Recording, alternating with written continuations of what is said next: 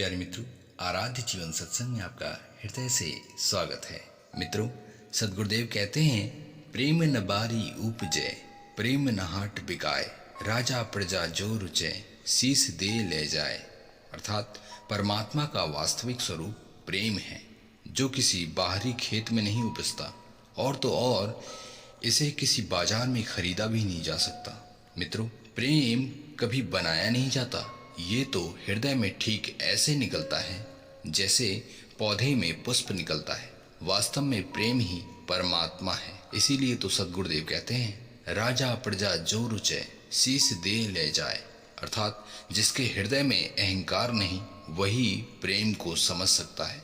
जिसने प्रेम किया है, जो प्रेम का पुजारी है, उसे अहंकार हो ही नहीं सकता। मित्रों, प्रेमी व्यक्ति चाहे राजा हो या रंक हो या कोई व्यापारी हो, जिसने भी अपने अहम भाव को छोड़ा है, उसने प्रेम का प्रसाद पाया है।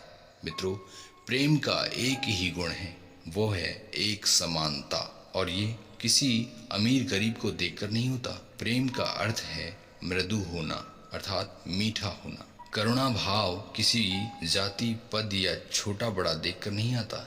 ये तो हृदय में आनंद प्रकाश के रूप में होता है, जिसके प्रभाव से जीवन के सारे पापों का नाश हो जाता है। मित्रों, हमेशा स्वस्थ मन में प्रेम उत्पन्न होता है। जब मन ही भय, संताप और क्रोध में होगा तो प्रेम की ज्योति जल ही नहीं सकती। अतः इन अंधकारों को सत्संग सुनकर ही समाप्त किया जा सकता है। प्यारे मित्रों, संसार में सबको प्रेम चाहिए। कोई भी व्यक्ति किसी के प्रति अहंकार या द्वेष भाव करता है तो कोई उससे प्रेम कैसे कर लेगा। इसलिए अपने हृदय में किसी के प्रति द्वेष भावना न रखें, क्योंकि द्वेष भावना ही तो मन का सबसे बड़ा विषय है। इसलिए सदगुरुदेव ने कहा है, अपने जीवन में कभी भी ईर्ष्या भाव न रखें, सबके प्रति करुणा भाव रखें, और करुणा से ही परमात्मा का द्वार खुलता है। इसलिए हमेशा दीन दुखियों के प्रति करुणा भाव तो रखें, साथ ही साथ अपने हृदय में अपने प्रेमी मित्रों के प्रति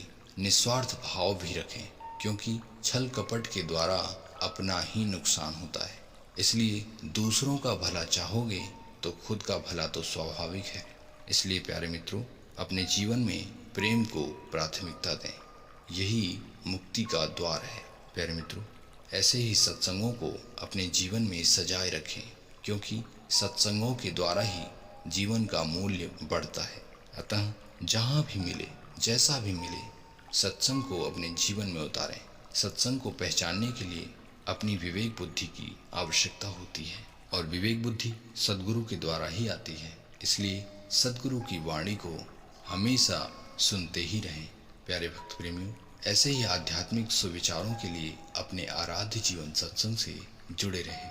इस चैनल में सद्गुरु की वाणी को सत्य और स्पष्टीकरण किया जाता है, जो कि हमारे जीवन के लिए बहुत ही ज़्यादा ज़रूरी है।